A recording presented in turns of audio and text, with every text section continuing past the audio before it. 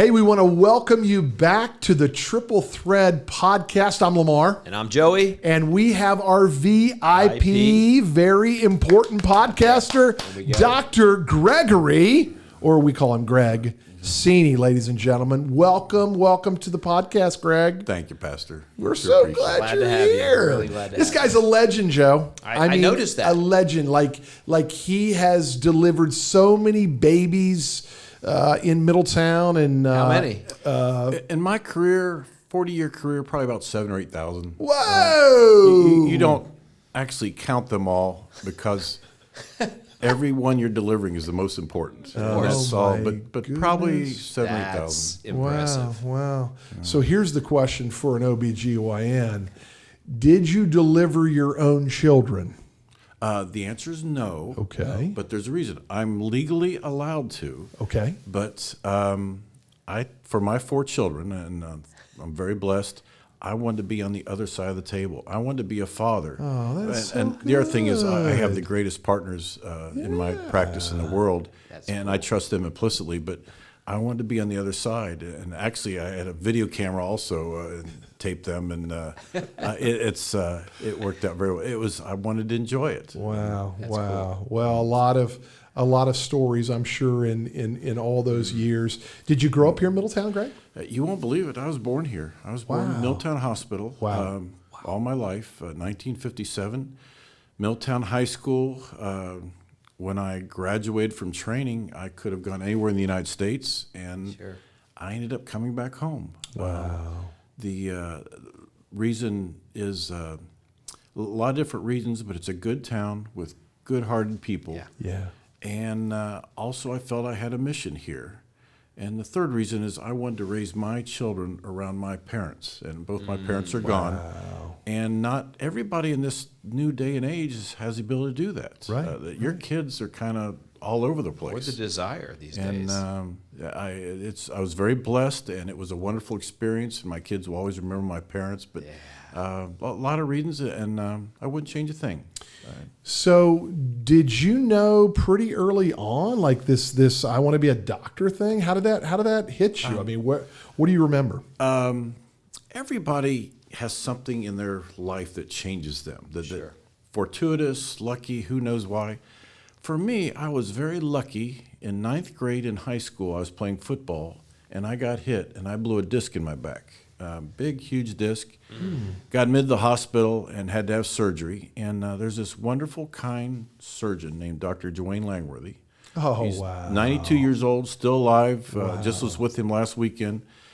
And he was my surgeon. And I'm laying there in bed, 9th grade, and I was in there for a long time. And I had no medical people in my family, not one. Okay. And I'm just sitting here in this hospital. I say, this looks pretty cool. Yeah. And when I got out, Dr. Langworthy said, Greg, would you like to shadow me? And which he didn't have to do it. He was not a close personal friend of my family. And I said, sure. Well, he allowed me at that time to go everywhere with him for 2 days. In his office, in the operating room, I saw it all. Oh, my goodness. And when it was done, I said, Dr. Langworthy, I got to tell you, I want to be a doctor with all my life and all my heart and all my soul. But I got to tell you, I don't want to be an orthopedic surgeon. You knew that. No, it wasn't my thing. And I think I hurt his feelings. Right. And we've been friends ever since. And he's been a mentor to me all my life. Do you think he privately thought, man, this guy could one day take my practice? Right. He, like a lot of people you met in your life, kind, nice, mentor, pay it forward philosophy. Yeah. And a leader at the hospital and a superior surgeon to boot. But it changed me forever. All I ever wanted to do was be a doctor, and I feel like I'm the luckiest guy in the world. So you think about that. You think about the route that God would take us on. So you had a very painful injury. Think about that. A very painful injury. And really, in the 9th grade, that is a significant injury. I'm the youngest back surgery he ever did. I mean, do you remember the guy that hit you? No, it's not at all. But Do you remember the team that you were playing? Yeah, I sure do. It was down at Roosevelt. Oh my goodness! But Roosevelt. You hear people that have bad things happen in life, and that was one of the luckiest things that ever happened to me. I use an excuse why I'm a lousy golfer, but it has no effect on my golf game. But it's a good excuse. Good excuse. It's a great excuse. We'll go with that. I get to think about this guy a lot because I'm blessed to be at Wildwood Golf Club, and there's this particular hole. It's a par 4, and sometimes I may have hit it a little bit too far and have to go scurry for the ball in Dr. Siewny's backyard, right? I was lucky. If you've ever had a house, the difference between a house and a home.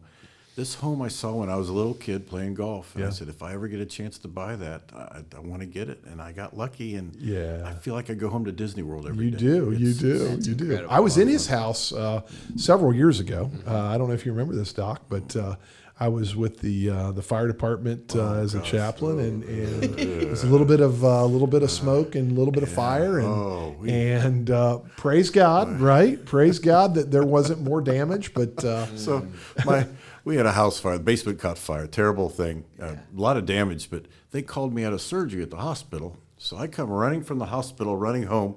I've got 4 fire engines, 2 chief vehicles, and they're all in my front yard. I go running in the front door, and there's all these firemen. And I'm sitting there not knowing my wife had called me, and she was safe, and my daughter was safe. They're staying in their bathrobe. But these firemen all saw me, and they started pulling out their wallets, say, "Hey, you want to see a picture of my children you delivered?" I'm going, "No, put the fire out." right, exactly. Delivered them all. But, yeah, it was nice. And Paul Lawley, a good friend, was the chief at that time and took care of it. But very blessed. Middletown Fire Department did a great job. Unbelievable. So you were a Middletown graduate. What year did you graduate from high school? I'm 75. We had my 50th high school reunion last year. Unbelievable. At Wildwood. Unbelievable. Yeah. And then from there, your undergrad? I'm an Ohio Stater. Oh, go Bucks! Go Bucks! OH, OHIO! Absolutely. Man. Undergrad and med school. I was there for 7 years. Wow. My you know how people go to all these colleges and interview. When I was in 5th grade, my dad took me to an Ohio State football game, and I'm sitting there in the stands and go, again, fortuitous. This looks pretty nice. Yes, it's the only place I applied to. Yes. Went to Ohio State. That's incredible. And we've had terrific seasons now. Unbelievable. Yes, So undergrad and med school. How were your MCATs? Do you remember those days? I sure do. They're important. Tell Joe what an MCAT is. I have no idea. It's not a feline. No, to get medical career aptitude test, they give you a test. Like an LSAT or Yep, whatever. the same as LSAT. Okay. But if you don't do well on it, you don't get an oral interview. And it sets a lot of kids behind. And all I ever wanted to be is a doctor. I didn't have a backup plan. I mean, this is all in. And A plan. What was your undergrad? Was it biology, chemistry? I was microbiology. Microbiology, back then. okay. All Now right. they don't even have that anymore. And there's nothing you can do with a microbiology degree except get into medical school. I was a zoology pre-med major at Miami. So wow. yeah. No, I didn't know that. That's news. Yeah. I got in. In fact, the early decision, and Wow. I'm the youngest boy in my high school class. I graduated from undergrad at Ohio State early. Went to a 3-year med school instead of 4-year, and graduated early there. So I came back to Middletown pretty young for it.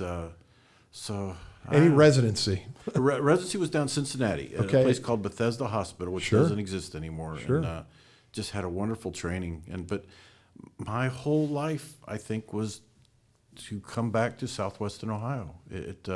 I had a calling. You did. I really you said it's not necessarily a Christian broadcast, but I believe God wanted me to come back here. Yeah.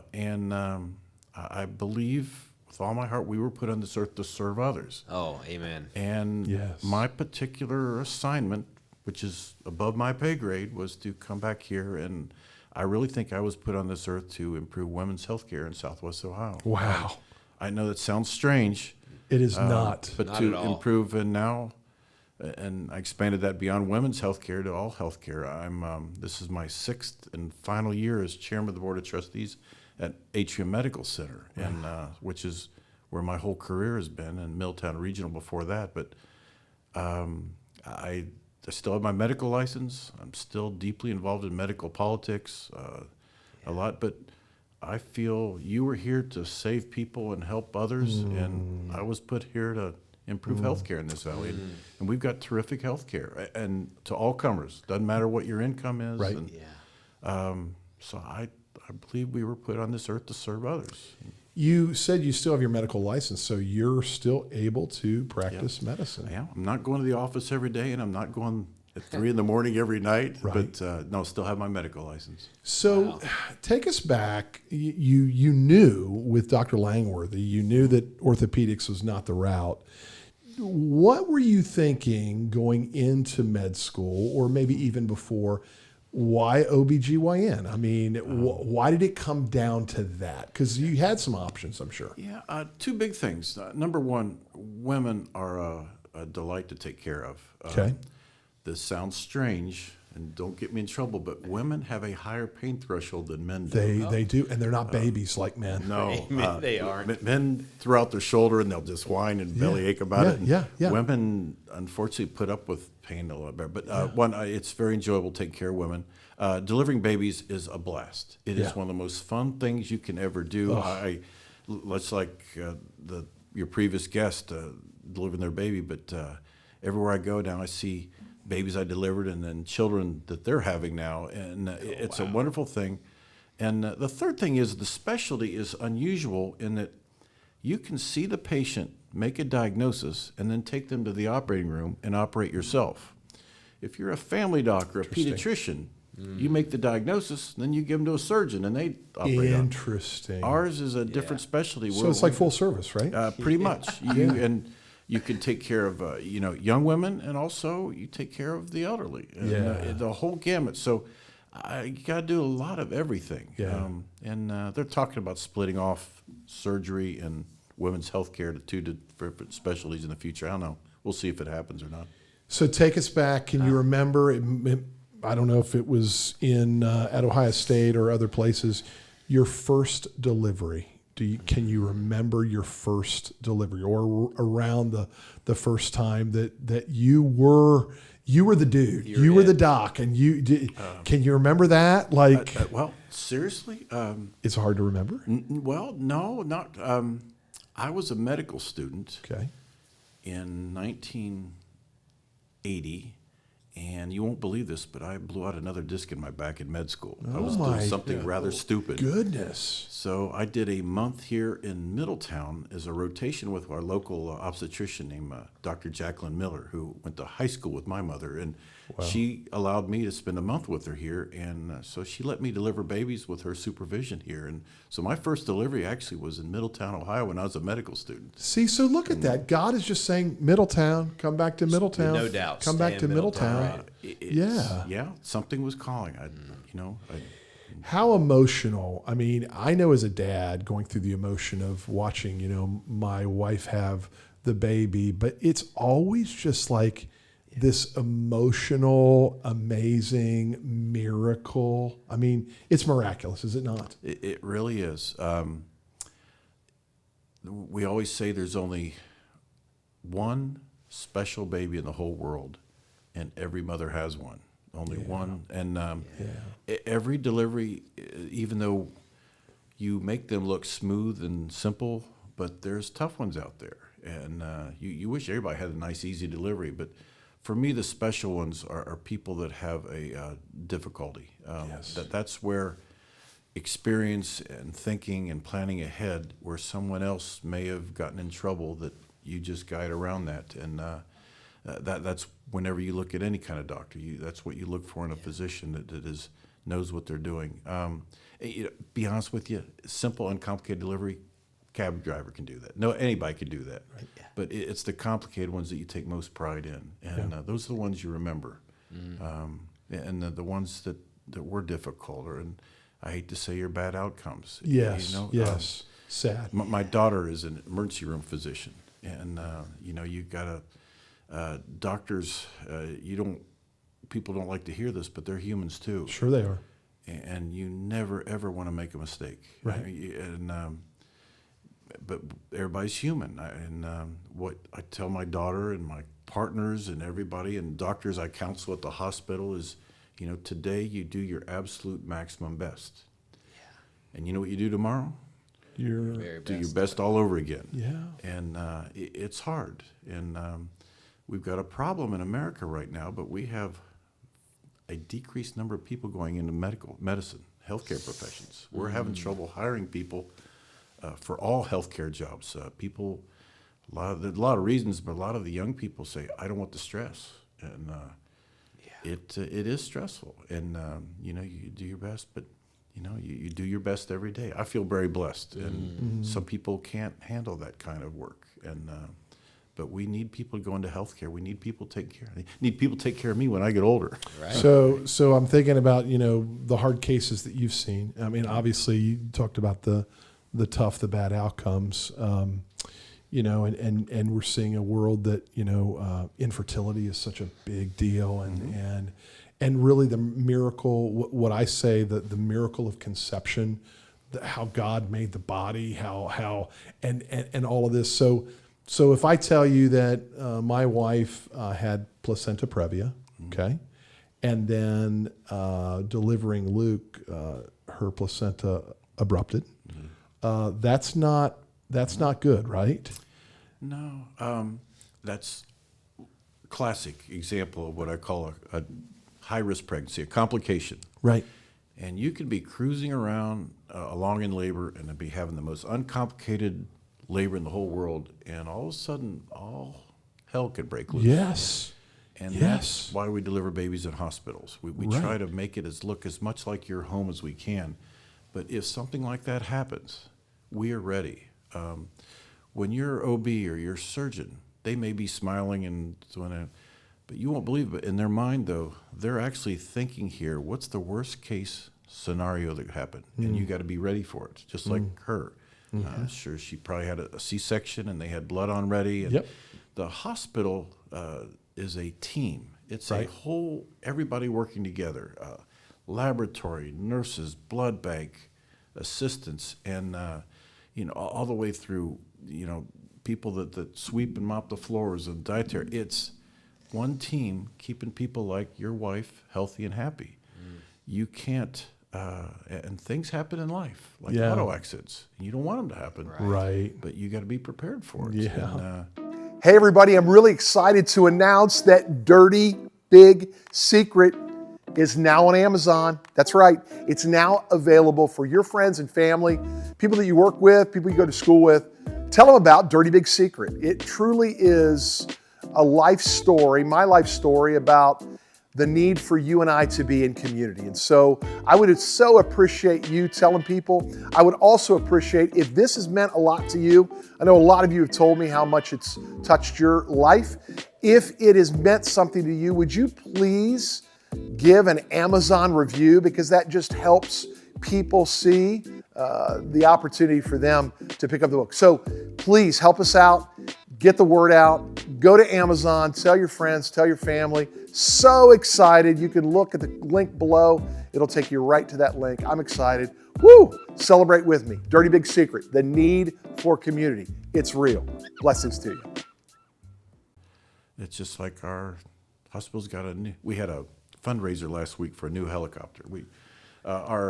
Is it paid off? We got a new helicopter. Can we buy a sticker? It cost $13.5 million. Million. For a helicopter. Million. Yeah. And our old helicopter had what's they call a hard landing, which means it landed but it never got up again. Right. And there's very few helicopter air ambulances in our area anymore. Right. UC's got a couple. We've got ours, but we had this fundraiser, and we had people getting up give testimonials who were near death that the helicopter saved their life where the minutes happened. And everybody in the audience was just crying their heart out. And but it's something we have in our area that we offer that other hospitals either can't afford or don't do. And it's because this community pulls together and we help each other. Incredible. Just incredible. I could go on with stories about it, but You've seen a lot of changes too. I mean, obviously, medicine, insurance, all of that. I was thinking as you were talking about, just these good days, these great days. You've delivered twins. Oh, gosh, yes. Okay. Have you delivered triplets? In my lifetime, I delivered 3 sets of triplets. Yes. Whoa. That's just an awful lot of fun. It's but you won't believe it, but I always make it's not a very good joke, but taking care and delivering triplets is kind of difficult, but my gosh, raising them, that's where the real difficulty is. My wife was a nurse, I'm a doctor, and we had enough trouble raising our children one at a time. But can you imagine raising 3 How about children? quad? You ever have quadruplets? No. Okay. Quads get shipped out to the high-risk centers. Yeah, that's all. Luckily, because you mentioned infertility, we don't have the quads and quints like they did 30 years ago. Right. They consider that a failure. Right. Right. And they're doing much better, just like anything, treating cancer, treating diseases. They've made improvements in infertility. Now, we don't have that problem like Shout out Dr. Chin. I know Dr. Chin has been a blessing in our extended family. And there's 2 little girls, Emmy and Kate, who are running around today. And you see this too. Yeah. So my incredible niece and her husband, they had difficulty, and then they went through all of that infertility, and they got pregnant, and they had twin girls. And then guess what? With no help, guess what happened? They had another baby. So they got twins and a boy. And you see that a lot, don't you? We call that priming the pump. Yes, there you go. There you go. Trying, we get it. Right Yeah. Hormones can be a little out of whack, and once you fix them once when having a baby, the next time around, these people come and they say, "Oh God, okay, I'm ready to start all these drugs again and go through all this," and then they pop in pregnant before you can even have it. But the really neat news is the advances they've made in every year in infertility. As far as there's very few people that ever have an unsuccessful infertility workup anymore. I got to be careful saying that, but it's much less than 20 years ago or 40 years ago. Well, you saw this too in your office. Not only infertility, you see people that are struggling, they can't have a child, they adopt a child, and then after the adoption, guess what happens? Yeah. You see pregnancy, right? Yeah, absolutely. And so it's amazing. It's miraculous that we are seeing what we're seeing. I love what you said about helping women's health. Yeah. Joey, dive into that with Doc, because I'm sure that's like really, that's important that we as men take for granted, right? So besides the pain tolerance, what was it about you wanting to take care of women other than men? I mean, I can get that part because we are babies. We can definitely babies. Well, that's women are just, delivering babies was fun, and then the rest of it kind of follows on to that. Yeah. And you won't believe it, but when I was in training in OB-GYN 40 years ago, it was 90% male and 10% female were OB-GYNs. Now it's flip-flopped. It's 90% female. So there's very few males in OB-GYN anymore. Things continue to change.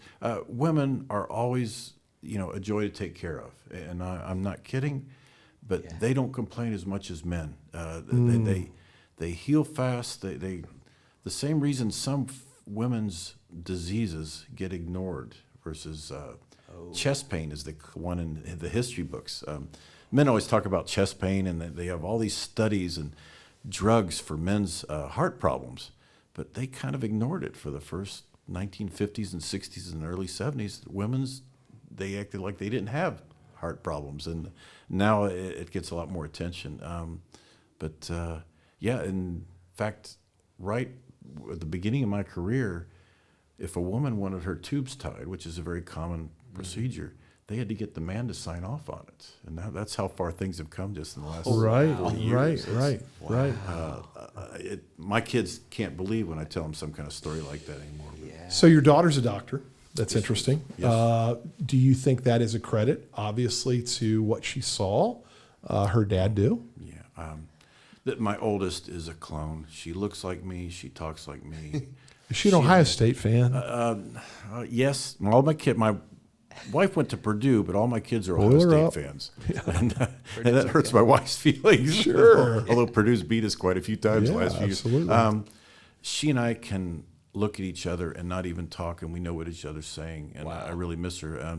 but she's got a 6 gun on each hip, and she give her the worst cases. She's bring it on. She loves it. Yeah. She loves chaos. Yep.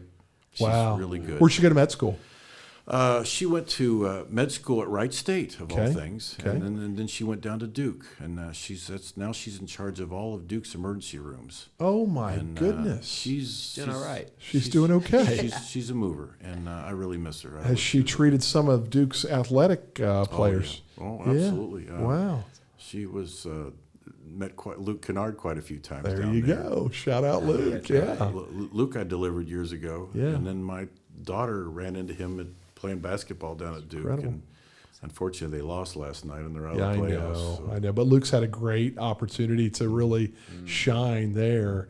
You know, believe it or not, I met a lady 2 weeks ago, and she told me a story that her father was an OB-GYN here in Middletown. And the story she told me was that he delivered you. Are you talking about Lana Fenning? Yes, yes. she's out. Walter delivered me. Yes. Walter Fenning, very devout, conservative, Catholic OB-GYN. He was the generation before me. Yes. A very good friend of mine. Yes. And Walter, interesting stories. He had, I believe, 7 children of his own, and he adopted 5 or 6 others. Wow. Including, but yeah, she just recently retired from the police force She in did. Oxford. And guess who she's working for now? Oh no, The coroner's department in Butler County. Yeah. Yeah. she's a wonderful person. She really is. Dr. Fenning was another role model. He and his brother Cliff delivered most of the babies in Middletown for a long time. Unbelievable. Well, guess what, Joe? We're gonna kind of turn the page I here. was waiting for that. Yeah, we're gonna turn the page because this guy, he's a doctor and he still has his license. Right. But this guy's not just a doctor; he's an actor. Oh yeah. And he's doing some movie production. So you think about your degree in production. So ask him anything you want to ask him about. How in the world does an OB-GYN, I got to be careful how I say this. How does an OB-GYN get into film? That's a great question. So I was a video production major in college. Really? Oh, I'm not. I'm the opposite. I did nothing with it. So now I do YouTube videos. But I want to hear more. I want to hear, how did you get into it? What are you doing? What are you producing? I've liked movies since I was a kid. Yeah. When I mentioned my back surgery. When I was recovering for 6 weeks, I laid there in bed and watched movies every day. And I always liked them. And this sounds really weird, but my whole lifetime in Middletown is when you ride around, you look, that would be a great movie set. Yes. That was something. She had the eye for What do we have here in Southwest Ohio that they don't have in Hollywood or they don't have somewhere else? And I could name you 10 things that, and we've used these. But so then I'll fast forward up. When I retired 4.5 years ago, I kept getting calls. I have classic cars. I've got a 1972 Oldsmobile. Okay. And they wanted to use my car in a movie with Timothy Chalamet, who's big name actor. Whoa. And so for 10 days, I'm down there on set, and I'm sitting there, and they used my car, and then they started putting me in the movie. And I had a very minor little part, but you can see. But there's a lot of downtime, when you're an extra. Right. And you sit there and you go, well, this doesn't look that hard. And so then then they kept calling me back, and or gave me small parts, first extras, and then smaller parts. But there's a lot of downtime. You sit there and you go, you know what? This isn't that hard. I could do this. There's producing. Yeah. I'm not directing. People get that confused. I'm a producer, not a director. But it's just organization. You plan in advance. Then once it starts, you put out the fires. And there's a lot of fires. And I think I've done 13 films now. Yeah. He's special. It's but people would sit there in the middle of film and all HELL's breaking loose. Yeah. And people would say, do you find this stressful? With putting actors that are kind of having problems. And I sit there and I go, no, are you kidding me? Nobody's dying. Nobody's bleeding. And but I've got a good relationship. There's a director here from Middletown also named Lana Reed, a very close friend and very talented young lady. And she's been my co-producer and director on many films. And it's just been a wonderful relationship. And it's a lot of fun. But but you go around town, like I'm on the Grandpa Gang at Light Up Middletown. Right. So in the summertime, they store these 35-foot light exhibits inside a huge barn down at Smith Park.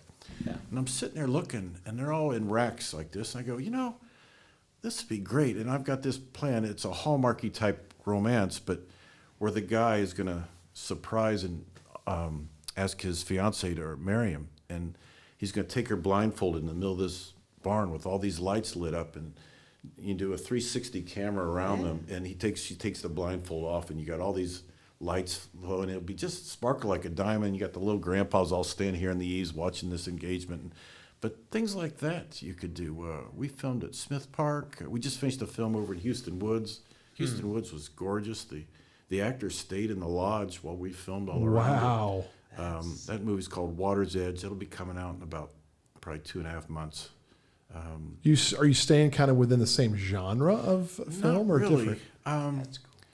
This is disappointing, but a good friend of mine named Greg Pratt, I don't know if you know, Yes. lawyer here in town. Yes. He's written 4 books, and his books are all excellent, but his third one is a political thriller. I love political thrillers. Right, It's right. intense, John Right. Grisham-like. Let's go. And he and I got together with Lana, and 2 years ago we had converted to a screenplay. So we had the budget, we had the screenplay, we had location scouted, we had a couple actors. And I called him 6 weeks ago, and I said, Greg, we were going to be filming this month. And I said, I don't think we should do this. And he said, why? And I said, because politics right now are so crazy in the world, but genres in films come and go. Yeah. And I did a straw poll, and people said, I don't want any politics. When I go out for the evening, I want to be entertained. I don't want to talk about politics. And the politics in his book were very similar to what's going on in the world today, whether you're conservative or progressive, either one. Right. And I said, I think we can make a great film, but I don't know if we can sell it. The timing. And so we're talking about a romantic comedy. I've got a great, a very ethereal love story that would be fun to film. But no, anything that people would like. Yeah. But we had 2 films ago, we did a murder mystery here in town called Death for Dinner. Filmed at a mansion down in Gardner Place. People named Stevens Gleasons had this beautiful home with all kinds, and we filmed 80% of it inside their home. And it's a horrible family. Yeah. And one by one, they're dropping dead in a mansion at night. And you've got to figure out who the killer is. And at the end of the movie, it takes a twist, and you go, oh my gosh, I didn't see that coming. Wow. And it real good. Death, and the middle number is 4, and the last one is dinner. We also filmed at HUM Medical Center. I happen to have a hospital that hospital scene. But my last 4 roles, I've been a doctor in each one. I think I'm getting typecast. Wow. Maybe you're so. typecast, Yeah, right? I know. For sure. Right? Did you get you all the way back to they used your car in the so that wasn't, I mean, they had probably a rental agreement to use your car, or Yeah. Well, you get $15 an hour. 15. And yeah, it's friend. It's a fun. I want to use it again, but they've got what was the movie they filmed 40 years ago out in Lebanon? Harper Valley PTA. Hartfield. Okay, thank you. Oh, All yeah. right, quick story. I got to tell you. I remember that. A buddy of mine named Mike Stoutberg works out the hospital. He's in charge of the Mike. foundation. Mike's dad had a Cutlass just like mine. Yeah. The Harper Valley PTA producers called him, said he wanted to use his car, and he showed up. They said, "Oh, this is perfect." They purchased his car. This was his baby, a beautiful Cutlass convertible, and they bought the car. Mine they rented, but anyway. So they called him up on the last day of filming, said, "Hey, would you like to see your car used in the movie?" And Mike swears on a Bible this is a true story. And he says, "Sure, I'd love to." So he showed up on set. He goes out there and sitting there, and you won't believe it, but in the last scene, they totally destroyed his car right in front of his eyes. Whoa. And they never told him they were going to do this. Whoa. It That's was wrong. He almost had a heart attack. And they never told him they were going to destroy it, but they owned it. That's so wrong. He said, I never would have sold that car to him. And Right. Mike swears, and if you watch the movie, you can see the car be destroyed. And his dad never recovered from that. But no, Did Timothy Chalamet, did he get to drive in the car that was used? no, my car was background in that one. Okay. The Did you get to meet? He's a hot commodity right now. Did you get to meet him? nice guy. Yeah. I don't understand the attraction of young women for him, but Yeah, man. power to him. Yeah. Yeah. But our movie, we use an actor named Michael Pere, is a good friend, and he flies in. But you can film here in Middletown. The equipment you use is the same as Hollywood. Right. You hire the cast and crew, and then you hire the actors, and you can get big name actors, and they love the Midwest. They love Middletown. Really?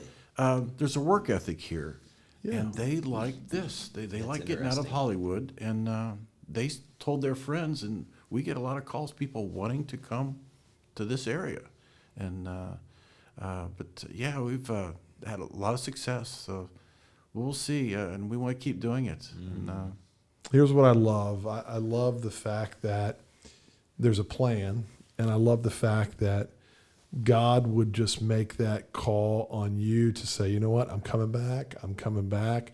I'm coming back to Middletown. And this city truly was blessed to have and to continue to have Dr. Siewny just not only in that medical realm, but just as a participant, as a resident, as a community member, well respected, well loved, just incredibly different. He's got so many different pieces about him. He got to play in the Masters Mission. We talked about that offset. That was great. He is quite the golfer, even though he's probably lost a couple discs. He's quite the golfer, but he is.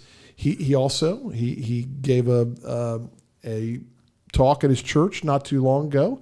He's a resident preacher as well. So this guy can deliver babies. He can act, and he can preach. I mean, what else do you need, right? Lamar, I feel so blessed. Yeah. They asked me, and I wouldn't change anything. I'm lucky to be here at this time in history and know nice people like you. I don't know. I wouldn't change a thing. This is really sad, but I told my wife, said if I die tomorrow, I'd be happy. No, that sounds great. That's amazing. I believe deeply in Jesus and Savior, and I feel like I'm the luckiest guy in the world. Yeah. But never going to slow down. You're blessed. You're blessed, and we're blessed to have you. Last quick question, then we got to go.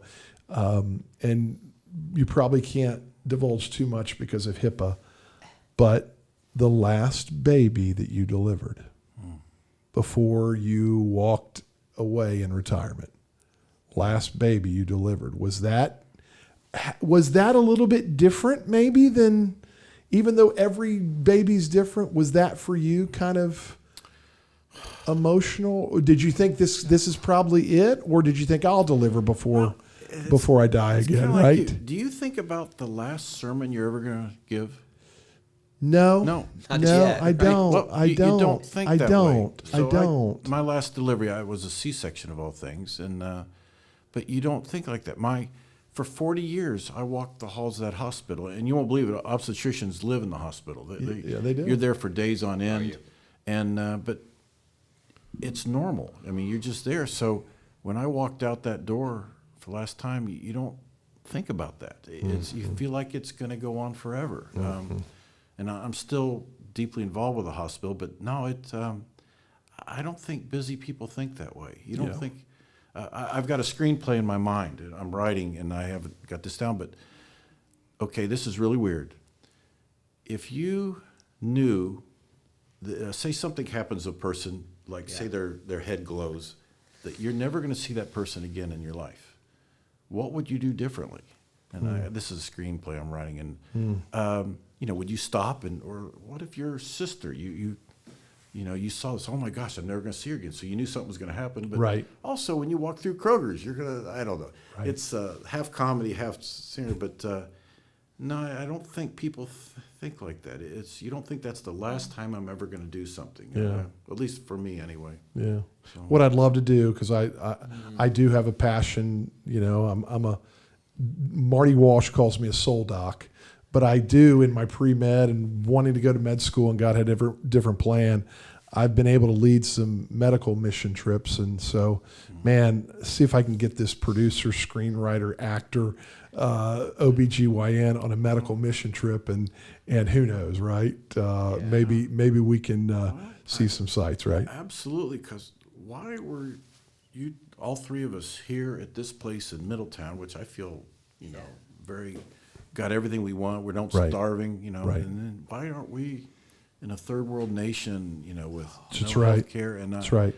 I don't know. There's a reason. Don't know what it is. That's why I say it's above my pay grade. He's been, I say it all the time, God's been too good. And for Jesus to give us life and to take the brutality of the cross and adopt us into his family, we're blessed. We are so The only thing I blessed. ever wanted to do, though, I wanted to be a fire chief. Though we can't all be fire chiefs. You know what? You know what? That's a great. It's a pretty good That's a segue. great point. I'm a pyromaniac, and on some upcoming episodes, you need to watch because we're going to be talking to some former chiefs and some current chiefs about firefighting. Joe, with that, man, Doc, you know what? Doc opened up in stitches, and Doc took us to stitches, no. and so Thank you. God for bless having you. me. Thanks for being here, Doc.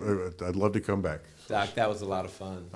Your humility just spoke out over and over again. You've done so much, and you've been part of 14 films in just a short period of time. Yeah. But you never quit, and I love that. I love it's, that, so thank you. All right, folks. Well, thanks for watching. Thanks for listening. We'll see you next week.